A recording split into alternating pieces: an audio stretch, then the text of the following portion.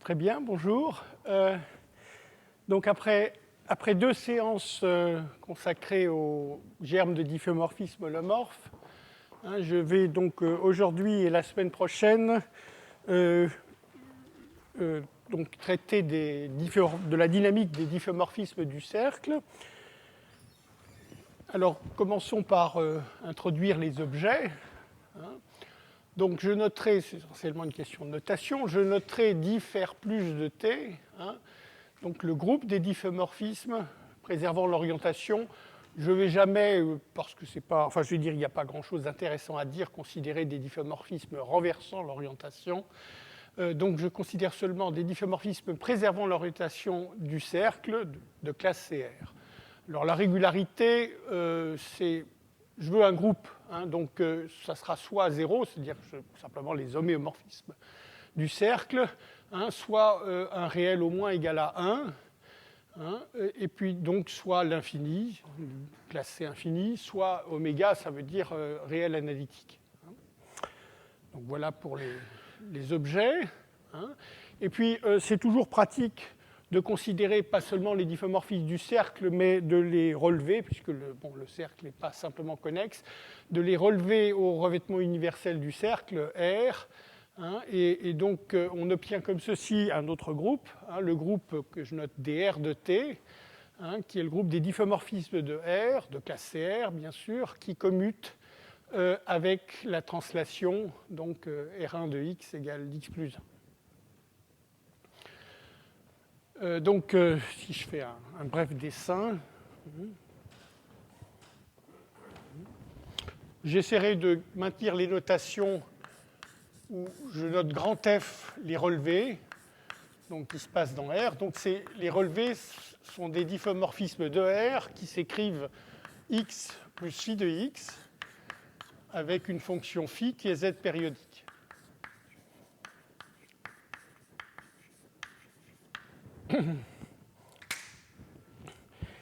Et puis donc en bas, pardon, je n'ai pas complété mon diagramme, quand je projette sur le cercle T,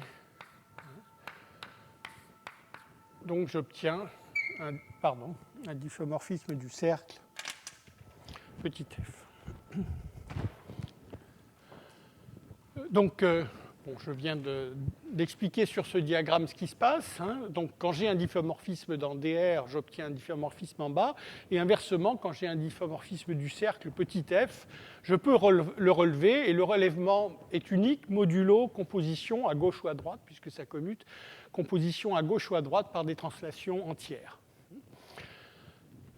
Alors, donc tous ceux-ci sont des groupes topologiques qui sont connexes pour la topologie naturelle. Et donc dr de t, c'est le revêtement universel de diff R plus de t. Et dernière question de notation, j'appellerai R alpha, alors que ce soit en haut ou en bas, je ne ferai pas de distinction sur la notation, les rotations, soit les rotations sur le cercle, soit les translations sur la droite réelle, donc suivant que alpha est considéré comme un nombre réel ou considéré seulement modulo 1, j'obtiendrai l'un ou l'autre. Alors, pour présenter, disons, le secours et le prochain, il y a essentiellement 3 parties dans l'étude des difféomorphismes du cercle. Une partie qui remonte à Poincaré et donc à la fin du XIXe siècle, qui concerne essentiellement la définition, donc je vais commencer par là, bien sûr, la définition du nombre de rotations, disons des critères pour avoir ou non des orbites périodiques, et une première comparaison, en quelque sorte, entre un difféomorphisme général et une rotation, un théorème de semi-conjugaison aux rotations qu'on présentera. Ensuite, une deuxième partie. Donc, alors tout ceci, c'est des considérations qui sont valables pour des homéomorphismes, aucune régularité n'est exigée. C'est pour ça que j'appelle ça théorie C0. Ensuite, quand on commence à vouloir aller un peu plus loin, donc c'est les travaux de Dangeois, où, il s'avère que la limite correcte de régularité, c'est C2, en quelque sorte, c'est-à-dire qu'il y a des phénomènes qui sont permis pour des difféomorphismes qui sont pas encore C2, mais qui ne sont plus permis pour des diffeomorphismes de classe C2. Et ça concerne justement les résultats de minimalité des diffeomorphismes. Donc, minimalité, je vous rappelle que ça veut dire que toutes les orbites sont denses quand il n'y a pas d'orbite périodique. Bien sûr, s'il y a des orbites périodiques, c'est certainement pas minimal. Et puis finalement, la troisième partie, qui est la partie qui va m'occuper le plus longtemps, en tout cas la fin de cette séance aujourd'hui et toute la séance la prochaine fois, qui est de savoir, donc là je vais exiger plus de régularité que ces deux, et surtout on sera amené à faire des hypothèses arithmétiques sur le nombre de rotations, mais on essaiera à ce moment-là non seulement de savoir, on aura d'après la partie précédente que les diffeomorphismes sans orbite périodique sont minimaux, donc les orbites sont denses, et d'une certaine façon, ce qu'on veut savoir, c'est dans quelle mesure comment est-ce que les orbites se distribuent sur le cercle. Elles sont denses, mais avec quelle densité, en quelque sorte, justement. Est-ce qu'il y a une densité lisse ou pas? Et donc, c'est ce qui concerne la théorie CAM pour Kolmogorov, Arnold, Moser, et surtout les travaux aussi de Hermann. Voilà. Alors, donc ça, c'est un plan général. Donc, commençons par le commencement, c'est-à-dire le nombre de rotations. Alors, comme souvent, il est plus facile de travailler dans le revêtement, donc je considère un grand F, qui est un relèvement de diffeomorphisme, d'homéomorphisme du cercle. Encore une fois, pour cette partie de la théorie, je vais considérer seulement des homéomorphismes, il n'y a pas d'hypothèse de régularité à faire. Et donc, on a ce théorème qui remonte à Poincaré, qui définit le nombre de rotations. Alors, c'est une des définitions possibles. On verra dans 2 ou quelques slides une propriété des nombres de rotations qui aurait aussi permis de l'utiliser comme définition. Il faut choisir une définition et ensuite les autres propriétés deviennent justement des propositions. Ici, on considère le nombre de rotations comme une limite. Donc une limite de ces quantités-là, fn de x moins x sur n. Donc, bien sûr, f de x s'écrit comme x plus phi de x avec une fonction périodique. Donc, de la même façon, fn, puisque c'est un groupe, de nouveau, bien sûr, c'est l'itération fn. Donc, fn de x, f itéré n fois moins x, c'est de nouveau une fonction n périodique. Cette fonction n périodique, je la divise par n. Et donc, le théorème vous dit que cette suite de fonctions converge uniformément vers une constante, une fonction qui ne dépend plus de x. Et cette constante est appelée nombre de rotations, et notée ρ de f.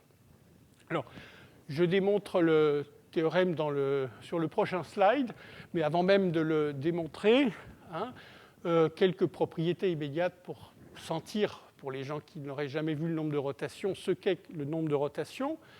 Alors, un certain nombre de propriétés. La première, bien sûr, le nom est justifié en quelque sorte. Si je pars d'une rotation par un angle alpha, donc une translation par alpha, bien à ce moment-là, bien sûr, fn, ça sera la translation par n alpha. Donc ici, j'aurai la fonction constante égale à alpha. Et bon, évidemment, une suite, ça ne dépend plus de n, et donc la limite sera alpha elle-même. Donc le nombre de rotations de R alpha, c'est alpha, c'est bien, heureusement. Alors ensuite, donc le nombre de rotations de l'itéré n fois de f, c'est n fois ρ de f. Alors de nouveau, ça se voit assez facilement, puisque si vous substituez ici, si vous considérez seulement, alors il ne faut peut-être pas changer l'indice, mais si vous regardez seulement les multiples d'un entier n d'ici, vous allez obtenir une sous-suite de la suite précédente, et puis avec un facteur n, justement, qui vient du dénominateur. Et donc, vous aurez cette propriété. Alors ça, c'est valable, disons, pour n positif ici. Vous avez aussi à considérer n négatif, mais vous constatez que si vous faites le changement de variable ici, x égale f moins n, vous pouvez considérer que ceci, c'est fn, si vous appelez fn de x y, ceci, c'est y moins f moins n de y. Donc, d'après le résultat de convergence uniforme, ça va converger vers moins ρ de f. Donc, vous obtiendrez que le ρ de f moins 1 est effectivement égal à moins ρ de f. Donc, vous obtenez cette propriété pour tout n entier relatif. Donc, propriété élémentaire. Alors, de nouveau, cette propriété d'invariance par conjugaison. Invariance par conjugaison est assez claire, hein, puisque si vous écrivez, bon, c'est simplement parce que si h est dans D0 de t, la fonction h de x moins x, hein, donc je peux l'écrire éventuellement. Si je veux écrire h rond f n rond h moins 1 de x moins x, ben, j'ai simplement envie de l'écrire comme h fn rond h moins 1 de x moins fn rond h moins 1 de x, plus fn rond h moins 1 de x moins h moins 1 de x, plus h moins 1 de x moins x, en 3 morceaux. Donc vous voyez ici, vous avez h de quelque chose moins ce quelque chose, ça reste borné. De la même façon, ceci est borné. Et ici, vous avez l'expression fn de y moins y avec y égale h moins 1 de x. Donc quand vous divisez tout ceci par n, hein, les parties bornées divisées par n tendent vers 0, et cette partie-là converge vers le nombre de rotations de f. Hein, donc vous obtenez l'invariance par conjugaison. Alors ensuite, quelque chose qui suit immédiatement des définitions, comme f commute aux translations entières, hein, eh bien vous allez obtenir immédiatement que, alors d'abord, f rond fp et rp rond f, c'est la même chose, hein, donc ils ont évidemment le même nombre de rotations, et ce nombre de rotations, c'est rien d'autre que le nombre de rotations de f auquel vous ajoutez p, c'est simplement immédiat dans la définition. Une autre propriété importante, c'est que le nombre de rotations est une application croissante. Hein, c'est-à-dire si g de x est partout supérieur ou égal à f de x, eh bien, à ce moment-là, le nombre de rotations g est supérieur au nombre de rotations de f, simplement parce que gn de x moins x sera, bon, gn de x sera toujours supérieur à fn de x, et donc la suite de fonctions pour g sera supérieure à la suite de fonctions pour f, et donc ça impliquera bien que ρ de g est supérieur ou égal à ρ de f. Alors, avant d'aller plus loin, vous observez que cette propriété ici, donc le comportement vis-à-vis de la composition par les translations entières, vous dit que vous allez pouvoir définir le nombre de rotations pour un homéomorphisme du cercle, préservant l'orientation. Donc si grand F induit un homéomorphisme petit f, vous allez simplement prendre l'image du nombre de rotations ρ de f dans le cercle pour obtenir le nombre de rotations de petit f. Et ça ne dépend pas, d'après la propriété qui est ici, ça ne dépend pas du relèvement, hein, que vous avez choisi, puisque deux relèvements différents diffèrent par une translation entière, et donc les nombres de rotations différeront par un entier et définiront le même point du cercle. Alors, il y a une chose qu'il faut, un réflexe qu'il ne faut pas avoir, c'est de penser qu'à cause de, disons, cette propriété-là, hein, ρ de fn égale n ρ de f, de l'invariance par conjugaison, ou même de cette propriété-là, qui vous dit que ρ de f rond rp, c'est ρ de f plus p qui est ρ de rp, hein, ce n'est pas un homomorphisme. Hein, malgré toutes ces propriétés qui pourraient encourager à penser que c'est un homomorphisme, ce n'en est pas un, et ça se voit très facilement.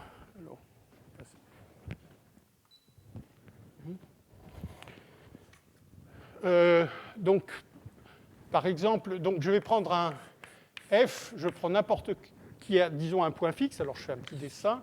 Voilà le graphe d'un f que je vais considérer, donc quelque chose qui n'est pas l'identité, mais qui a néanmoins des points fixes. Et puis, je vais, comme le dessin le suggère, aussi demander que pour un t positif,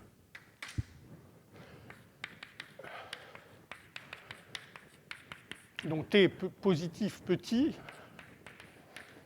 il y a un point x1 qui vérifie ça. Donc voilà le point x0, voilà le point x1, puisque ça c'est la droite y égale x plus t, translaté de t. T est petit peut-être, mais enfin non nul. Donc il y a certainement des éléments de D0 qui vérifient ça. Hein. Maintenant, je vais le redire dans le prochain slide, ou plutôt le suivant. Hein, mais quand on a un point fixe, c'est clair que s'il y a un point fixe fn de x0, c'est égal à x0. Hein, et donc, d'après la définition du nombre de rotations, ρ de f égale 0. Mais si vous regardez cette équation, vous voyez que si vous regardez RT rond f-1 de f de x1, hein, d'accord, donc c'est égal à RT de x1 et donc à f de x1. Donc vous voyez que, pour la même raison que la première ligne, le nombre de rotations de RT rond f-1 est égal aussi à 0. Et donc, par contre, donc, si vous regardez ρ de RT, c'est ρ de RT rond f-1 rond f. Donc ici, vous avez la composition de deux éléments de d de t de nombre de rotations nul, mais par contre, ici, vous avez un nombre de rotations qui est t. Donc c'est différent de 0 plus 0. D'accord. Donc, je veux dire, c'est simplement pas un homomorphisme, c'est pas du tout une question de pathologie ou quoi que ce soit. Même si ça ressemble par certains côtés à un homomorphisme de groupe, c'est simplement pas un homomorphisme de groupe. Alors, il y a certaines circonstances, d'ailleurs, si vous pensez, enfin, il y a des analogues du nombre de rotations, par exemple, en considérant des homéomorphismes de tore de dimension supérieure qui préservent les aires, où il y a une définition naturelle du nombre de rotations, hein, qui, elle, est un homomorphisme de groupe. Mais dans des circonstances, évidemment, si je demandais ici de préserver la mesure de Lebesgue, je garderais seulement les translations. Et bien sûr, si je restreins le nombre de rotations aux translations, c'est un homomorphisme, puisque ρ de R alpha est égal à alpha, il ne se passe rien. Alors, donc, démontrons rapidement le théorème. Alors ici, c'est un lemme qui intervient vraiment partout dans la théorie des systèmes dynamiques. C'est ce qu'on appelle le lemme sous-additif. C'est-à-dire qu'on prend une suite sous-additive. Une suite sous-additive, c'est une suite indexée par les entiers strictement positifs, tels que am plus n est au plus égal à am plus an pour tout paire d'entiers m et n. Alors, automatiquement, la suite an sur n converge vers une limite. Alors, elle converge dans R union moins l'infini. Elle peut converger vers moins l'infini, sinon une limite réelle. Hein. Et cette limite, c'est automatiquement l'infimum de la suite an sur n. Alors, je vais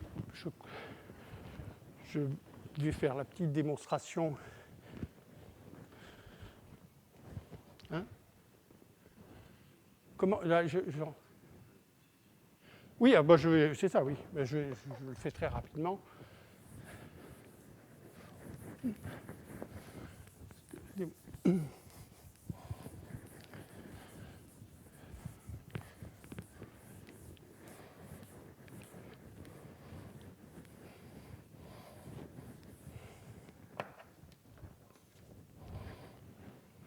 Donc on prend A qui est supérieur à l'infimum des AN sur N.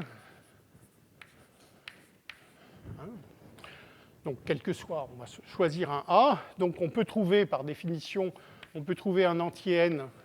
Donc on choisit un N tel que AN sur N est inférieur à A. D'accord. Et à ce moment-là, qu'est-ce qu'on fait? On écrit simplement pour un entier quelconque. Donc on fait la division euclidienne, comme on écrit donc Qn plus R. Donc R va être le reste. Donc il est. Non, oui, parce que j'ai compris entre 0 et n. Parce que je n'ai pas permis de définir à 0. Donc je vais prendre R positif. Donc AQn plus R va être par sous-additivité inférieure à AQn plus AR. Et ce AQn, je réutilise la sous-additivité pour obtenir QAN plus AR. Donc maintenant, quand je divise par Qn plus R partout,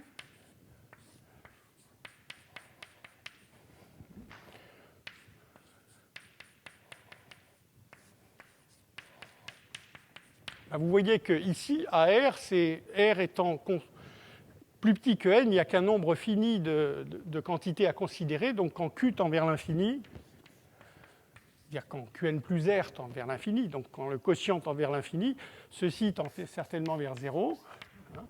Et ici, Q sur Qn plus R, ça tend vers 1 sur n. Donc ceci tend vers 1 sur n, AN sur n, pardon. D'accord. Et donc ceci, pour Q suffisamment grand, devient plus petit que A. Puisque j'avais choisi AN sur n strictement plus petit que A.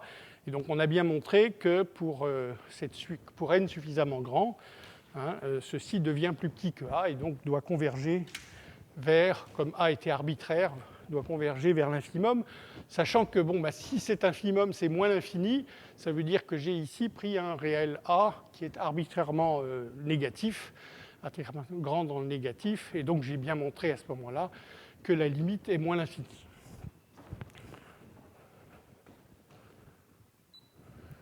Donc c'est un lemme très facile, mais extrêmement utile, qu'on utilise sans arrêt en système dynamique. Alors il y a un deuxième lemme plus spécifique des homomorphismes du cercle, c'est juste d'observer que la fonction périodique que j'avais écrite, f de x égale x plus phi de x phi, donc la fonction phi, f de x moins x, cette fonction, son oscillation, son maximum moins son minimum, est strictement plus petit que 1.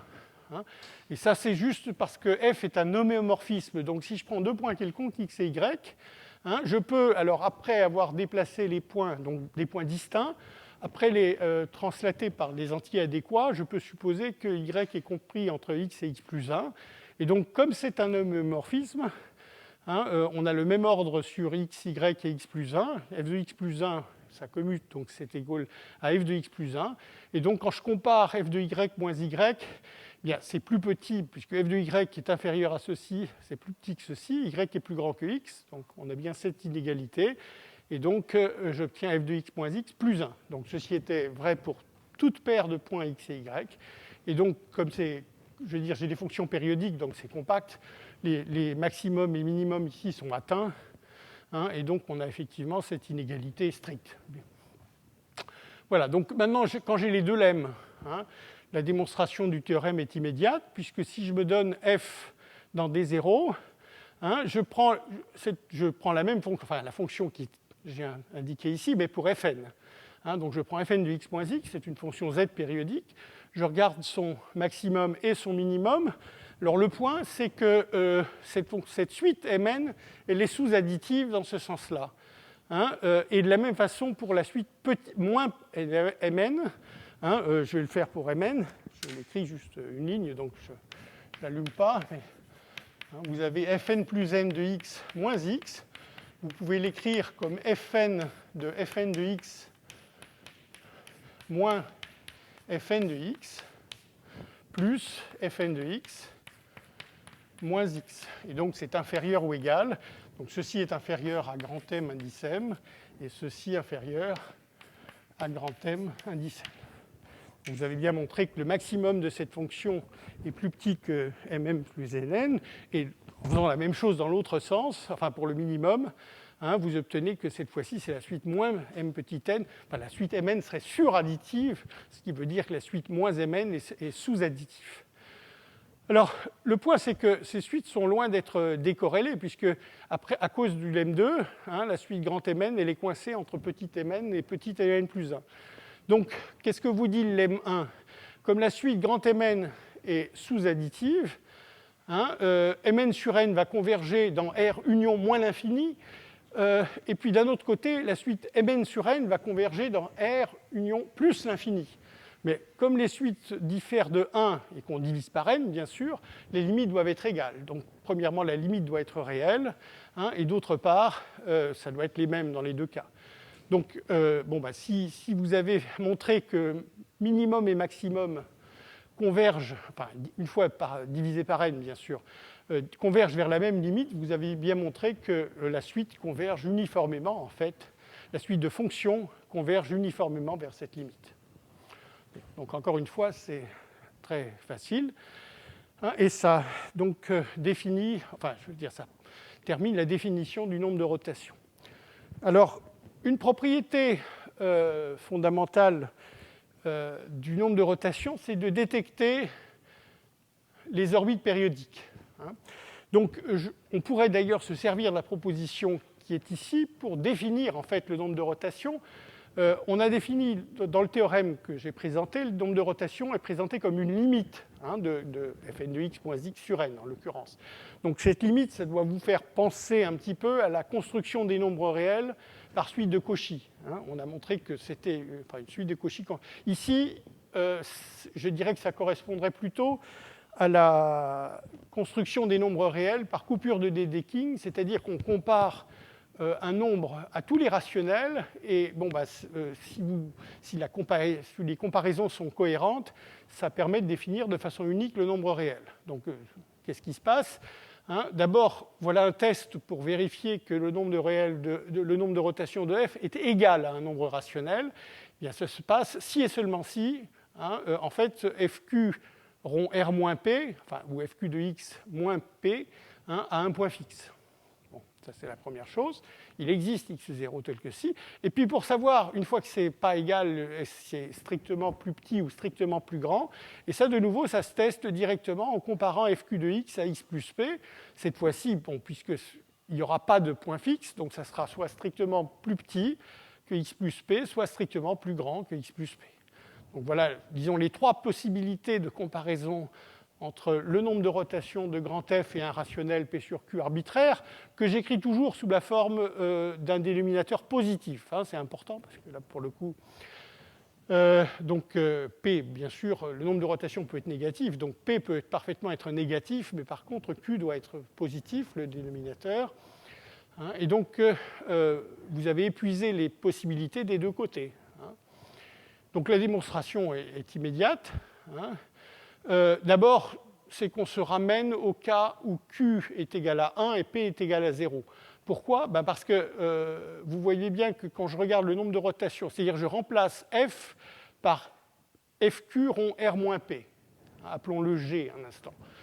Donc, ρ de G, c'est cet élément-là, c'est par les propriétés élémentaires qu'on a vues auparavant, c'était égal à, donc R moins P, ça sort d'abord, c'est le moins P qui est là, et ensuite ρ de Fn, c'était N ρ de F, ρ de Fq, c'est Q ρ de F.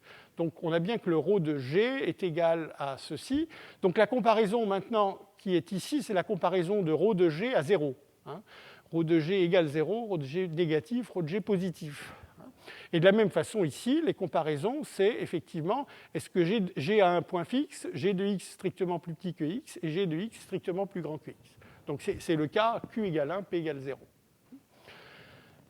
Et donc, ça se vérifie immédiatement. J'ai en fait déjà fait ceci parce que je voulais illustrer la propriété de ne pas être un homomorphisme pour lequel j'avais besoin de savoir que quand on avait un point fixe, le nombre de rotations était nul. De toute façon, c'est immédiat.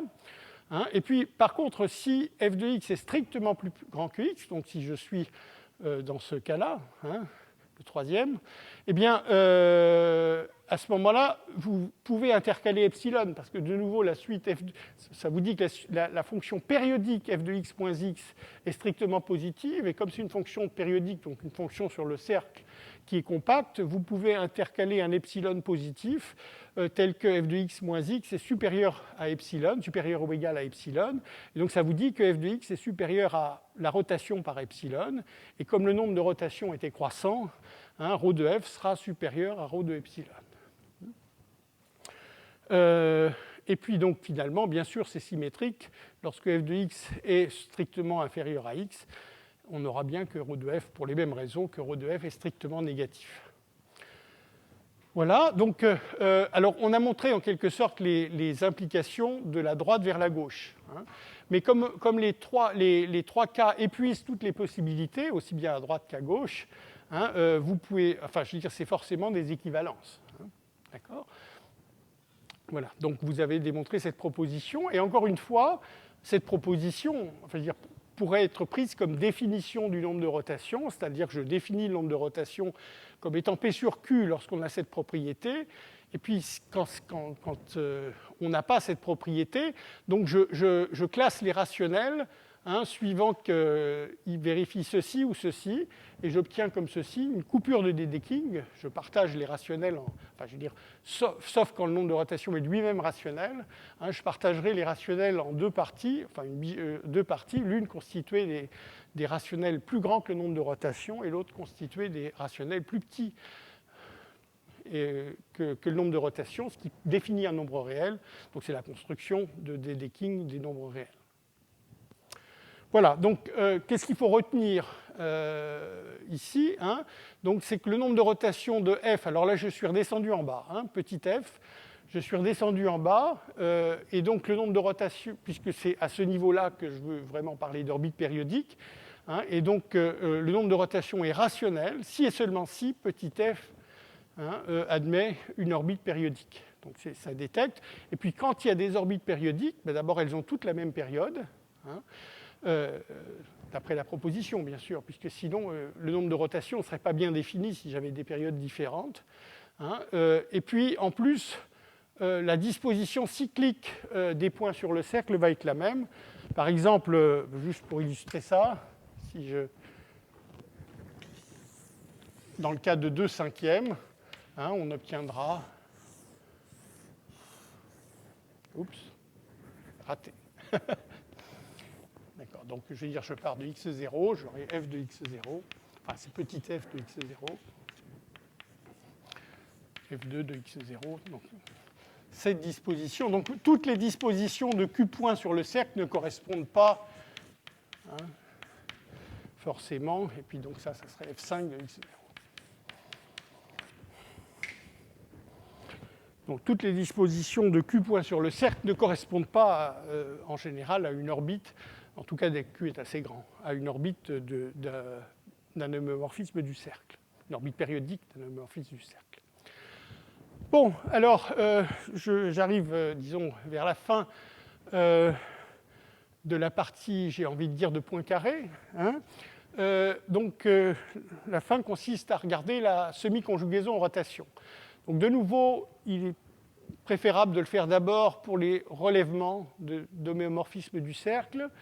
Maintenant, je vais supposer que c'est irrationnel. À partir de maintenant, en fait, je ne vais plus jamais considérer des diffeomorphismes qui ont des nombres de rotations rationnels.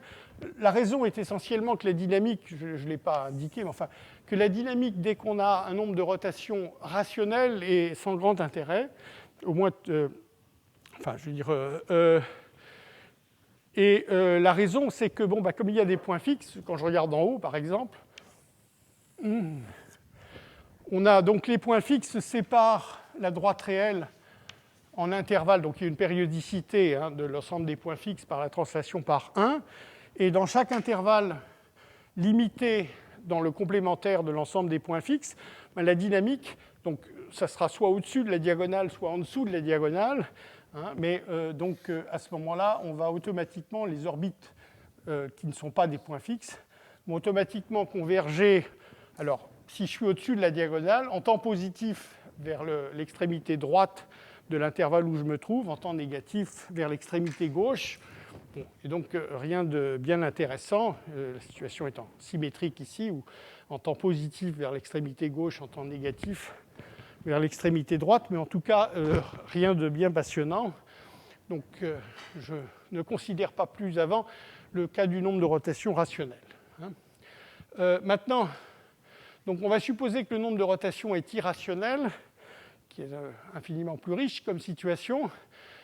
Et donc, le théorème de semi-conjugaison dit la chose suivante, c'est que je vais pouvoir trouver une application. Alors, c'est presque un homéomorphisme. On va tout de suite, après discuter est-ce que c'est un homéomorphisme ou pas. Mais pour le moment, elle a pas mal de propriétés d'un homéomorphisme. Donc, elle est continue, elle est croissante, mais croissante au sens large. Elle est surjective et elle commute à la translation par 1. Donc tout ceci, c'est que, disons qu'à part l'injectivité, elle serait qualifiée pour être un élément du groupe D0 de T, que j'ai introduit. Et donc là, c'est la propriété de semi-conjugaison.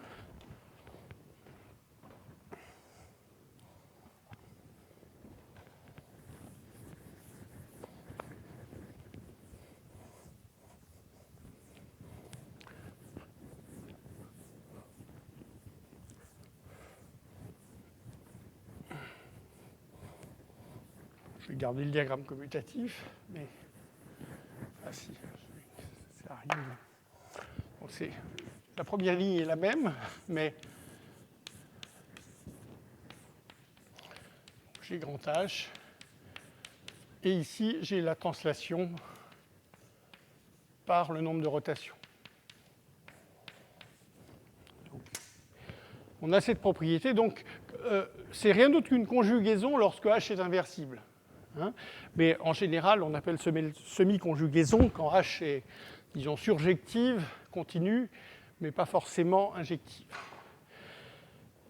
Donc, ceci. Voilà, donc ça, c'est la proposition que je démontre un peu plus loin. Avant de la démontrer, j'en tire quelques conséquences, et puis surtout, je discute du résultat. Donc d'abord, l'unicité de H. H est essentiellement unique. Pourquoi? C'est parce que, bon, c'est assez... Ici, j'ai une rotation irrationnelle. Alors, on va sans arrêt rencontrer, enfin, ce n'est pas un problème sérieux, hein, mais un petit problème de normalisation. Hein. Bien sûr, vous voyez que si je remplace H par H rond RT, RT rond H, pardon, excusez-moi, RT rond H comme ceci, eh bien, je vais obtenir ici, alors je vais composer les deux côtés par RT, puisque le RT qui se trouve ici va commuter avec cette rotation, donc je peux le faire passer devant et j'aurai RT composé avec ceci des deux côtés. Donc, bien sûr, si j'ai H, cette solution, j'ai une autre solution qui est RT rond H. Hein. Inversement, en fait, toute autre solution est de cette forme. Hein. Et la raison, c'est que donc, si j'ai une autre solution, on voit que la différence, c'est-à-dire H' rond H-1, doit commuter à cette rotation. Alors, quand j'ai une rotation par un angle rationnel, il y a énormément de choses qui commutent. Pensez à l'identité pour commencer, mais enfin, de toute façon, il y a un très gros centralisateur. Par contre, si j'ai une rotation irrationnelle, comme les orbites des rotations irrationnelles sont denses, une fois que j'ai défini l'image d'un point par un élément du centralisateur, toutes les images successives sont... Enfin, ça sera défini le long de l'orbite et par continuité, ça sera défini partout. Donc, en fait, le centralisateur d'une rotation irrationnelle est réduit au groupe des rotations.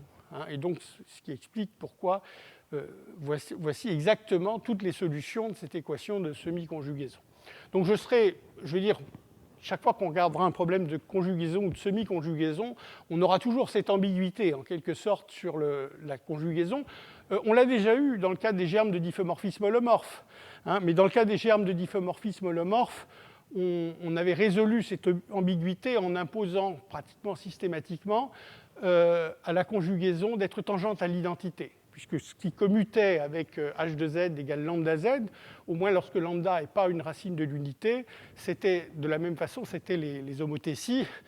Et donc, pour tuer l'action par les homothéties, j'imposais à la conjugaison petit h d'être tangente à l'identité, c'est-à-dire de s'écrire sous la forme h de z égale z plus o de z2. Donc ici, j'ai le même problème d'ambiguïté. Et bon, en général, il y a plusieurs façons de le tuer, mais souvent, dans les énoncés, j'imposerai une condition supplémentaire sur h pour éliminer cette ambiguïté. Ça peut être, par exemple, que la moyenne de h de x moins x est nulle. C'est souvent la façon la plus pratique d'éliminer l'ambiguïté. Mais ce n'est pas la seule. Je peux aussi dire que h fixe 0, par exemple, mais ça ne fait pas une différence au niveau du traitement des choses. Alors, bien sûr, là, j'ai énoncé ceci au niveau des relèvements, mais au niveau des homomorphismes du cercle, donc en descendant sur le cercle, eh bien, l'application H, comme elle commutait aux translations entières ici, elle va donner une application sur le cercle, du cercle dans lui-même, alors, qui de nouveau n'est pas forcément injective, mais en tout cas, elle est quand même continue. Je n'ai pas mis surjective parce qu'elle est de degré 1, ce qui est plus fort. Une application de degré 1 sur le cercle est automatiquement surjective. Et puis, elle est... Bon, j'aurais par contre pu mettre croissant. Enfin, je veux dire, elle va toujours dans le même sens. Et donc, elle donne de nouveau, au niveau du cercle, cette fois-ci, une semi-conjugaison. Bon, alors, toujours avant de démontrer la proposition, donc ça donne deux possibilités. Donc ces deux possibilités qui apparaissent d'ailleurs déjà chez moins carré, sinon qu'ils n'avaient pas résolu, enfin en quelque sorte c'est une alternative logique, mais il n'avait pas déterminé si les deux termes étaient possibles.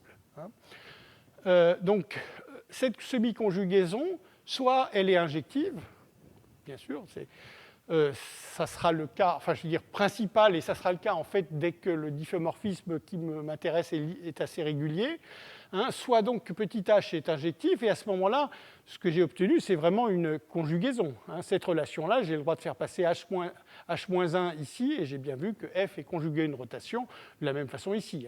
Je veux dire, bien sûr, ici, l'injectivité de petit h ou l'injectivité de grand H, c'est la même chose. Il y en a un qui relève l'autre. Donc ça, c'est la première possibilité.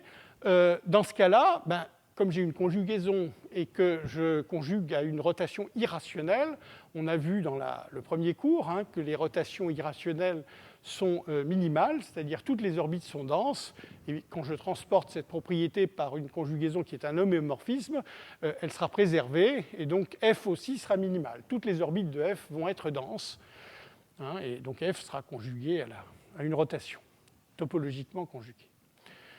Donc ça, c'est la première possibilité. Puis il y a une deuxième possibilité, c'est que H ne soit pas injectif. Je veux dire, là, c'est imparable comme logique. Et donc, si ce n'est pas injectif, à ce moment-là, donc c'était là. Le fait que grand H soit croissant, donc au niveau de petit h, ça veut dire comme ça pousse toujours dans le même sens, si j'ose dire, donc grand H est croissant au sens large, eh bien, l'image inverse, si ce n'est pas injectif, ça veut dire qu'il y a un point dont l'image inverse, à ce moment-là, c'est automatique. Bon, ce n'est pas réduit à un point, et la seule façon que ça ne soit pas réduit à un point, c'est que ça soit un intervalle non trivial, J0 de t, un intervalle fermé. Alors, donc ça, c'est disons, j'ai juste fait le complément de l'hypothèse qui est là. Mais alors, automatiquement, parce que c'est une semi-conjugaison, vous voyez que, donc, si vous avez h-1 de y0 égale, je l'ai appelé j, c'est ça, j0, bien, si vous regardez h-1 de r alpha, r rho de f de y0, vous allez, par la relation de semi-conjugaison, obtenir f de j0. Et de plus généralement, h-1 de r en itérant positivement ou négativement, rho de f de y0, ça sera fn de j0. Donc ça vous dit que l'ensemble Z des points qui ont la propriété d'avoir une image non triviale, enfin d'une image inverse non triviale, est invariant par rho de f. C'est ce que je viens d'écrire, bien sûr, parce que f, lui, c'est un homéomorphisme. Donc l'image d'un intervalle, c'est un intervalle. Donc c'est invariant, et du fait que ça soit invariant, c'est automatiquement donc dénombrable, puisque les points qui apparaissent ici, l'orbite de y0 par la rotation irrationnelle, c'est automatiquement infini pour commencer, donc ça ne peut pas être fini.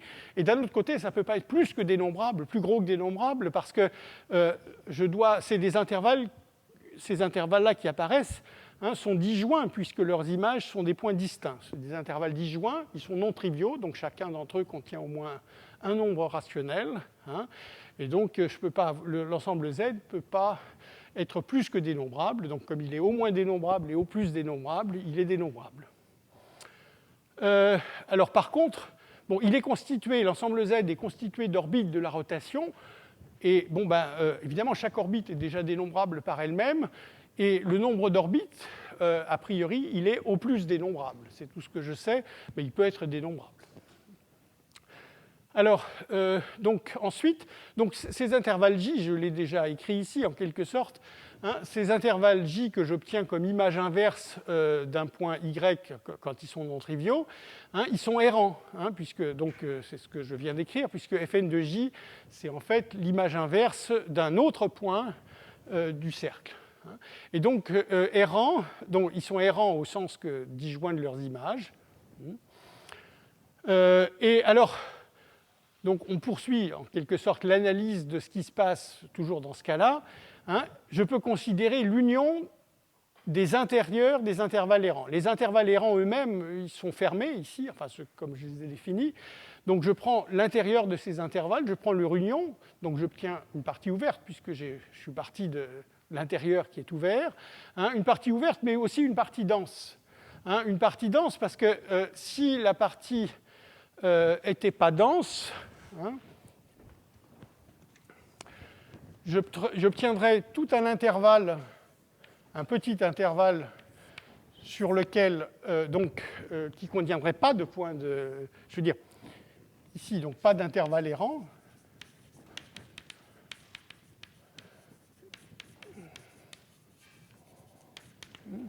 Mais ça veut dire qu'à ce moment-là, quand je restreins l'application petit h à cet intervalle, comme je n'ai pas d'intervalle errant ici, j'obtiendrai ici un homéomorphisme sur cet intervalle.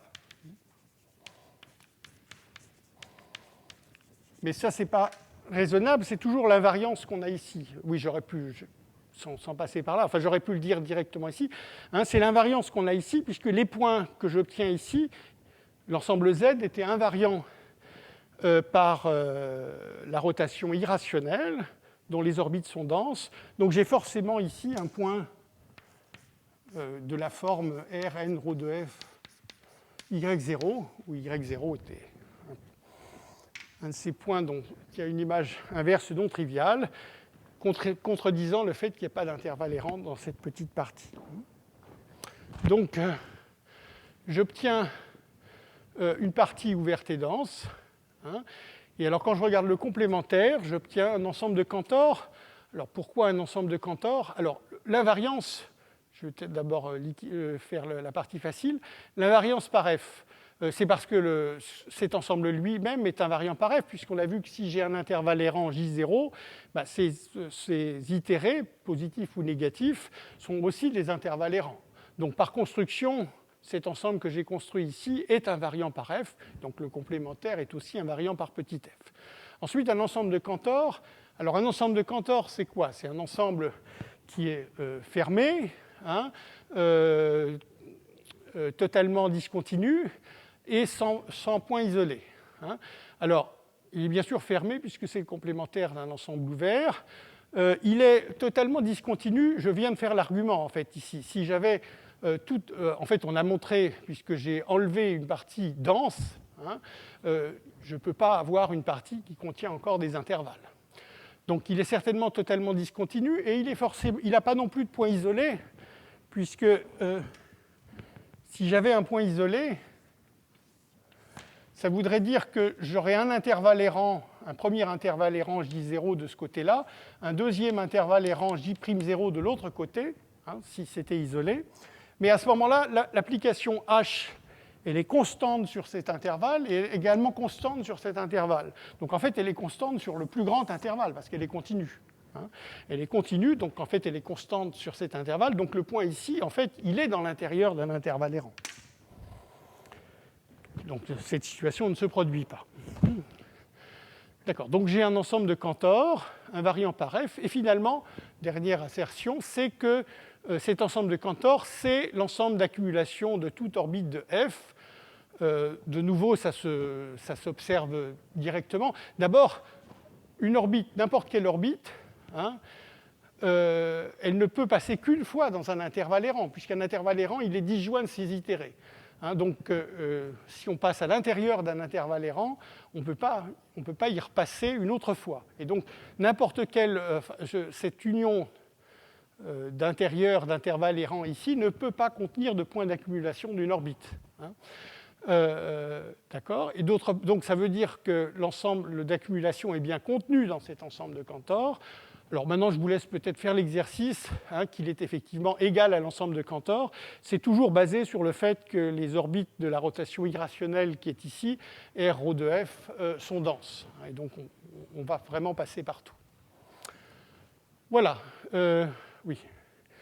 Voilà. Alors voilà pour en quelque sorte les conséquences de la proposition. Hein, donc, j'appelle ça alternative de Danjois, hein, c'est-à-dire que soit on a un homéomorphisme minimal, topologiquement conjugué à une rotation, soit au contraire, on a des intervalles errants, en fait un ensemble dénombrable d'intervalles errants, hein, et le complémentaire des intérieurs de ces intervalles, c'est un ensemble de Cantor, qui est donc l'ensemble d'accumulation de toute orbite de f. En particulier, hein, ça veut dire que toute orbite dans cet ensemble de Cantor, toute orbite est dense dans l'ensemble de Cantor. Donc la restriction, cette fois-ci, la restriction de f à cet ensemble de Cantor sera minimale.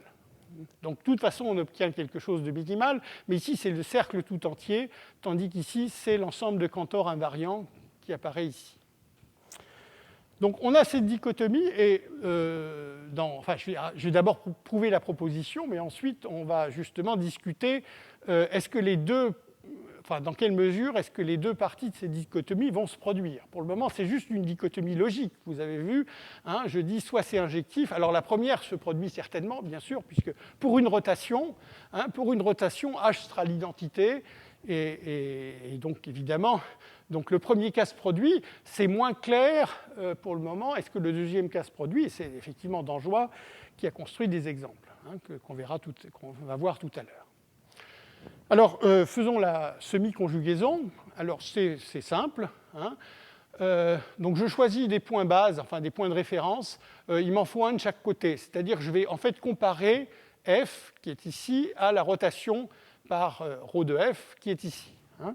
Donc, je prends un point base x0 de ce côté-là, et je construis. Donc, c'est l'orbite. Comme je veux faire les choses en haut, hein, je veux non seulement me servir des itérés de grand F, mais aussi des translations entières, hein. Donc, je considère, j'ai envie de dire, la grande orbite de x0, fq rond rp de x0 pour pq dans z. Je fais la même chose avec les rotations. Donc là, c'est juste une rotation, hein, c'est y0 plus p plus q fois ρ de f. Donc j'ai ces deux ensembles, et les points de ces ensembles ont une étiquette, l'étiquette étant la paire d'entiers pq, puisque je suis dans le cas où le nombre de rotations est irrationnel, hein, et quand le nombre de rotations est irrationnel, ces points sont effectivement distincts. Si je prends P'Q' distinct de PQ, ben j'obtiendrai un point différent.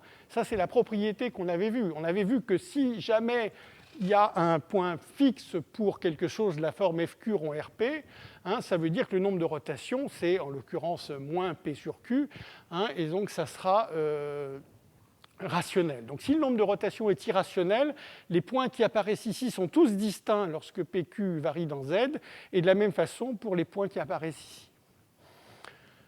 Alors, donc le point, c'est que la propriété qu'on a vue sur le nombre de rotations vous dit que quand vous voulez comparer deux points de cet ensemble, donc avec deux étiquettes PQ et P'Q', hein, eh bien ça sera la même comparaison que vous obtiendrez. Donc on sait qu'ils sont différents, mais ils seront rangés de la même façon ici et ici. Hein, ça, c'était vraiment la proposition qu'on a vue qui disait exactement ça. Hein. Vous l'appliquez avec Q moins Q' et P moins P'. D'accord? Donc vous avez cette propriété, donc ça veut dire que vous pouvez commencer à définir une bijection de x sur y en associant un point à un point de x, le point de y qui a la même étiquette, les mêmes P et Q. Hein, et cette bijection, d'après cette propriété, cette bijection est croissante. Alors ensuite, vous avez besoin du fait suivant, que je vous laisse donc exercice si vous voulez.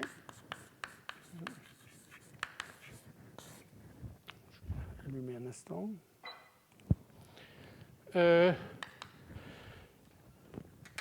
Donc la propriété, c'est que si vous avez donc x, y, deux parties de R, hein, vous avez une application H qui est déjà définie de H sur x, y, qui est une bijection croissante.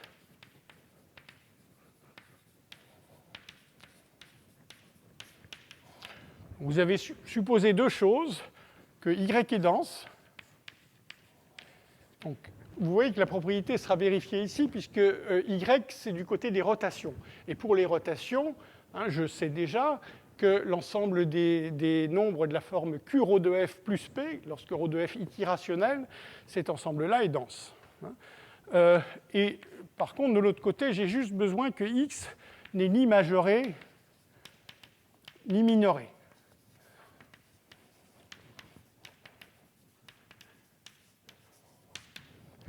qui est bien sûr le cas, puisque j'ai les translations entières qui me permettent d'aller arbitrairement négatif, de façon arbitrairement négative ou positive dans X. Hein. Et à ce moment-là, il existe un unique prolongement croissant, alors croissant au sens large, hein, H bar, disons, de R dans R, et ce prolongement est surjectif et continu.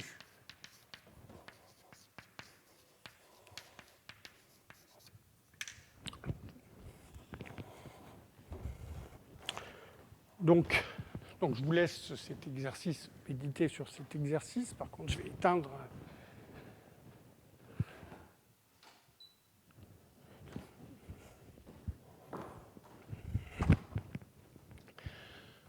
D'accord, donc l'exercice plus les propriétés que vous avez ici vous permettent, alors j'aurais dû dire aussi que X est ni majoré ni minoré, je m'excuse, hein, mais enfin vous avez donc un prolongement H, hein, et qui est automatiquement continu et surjectif.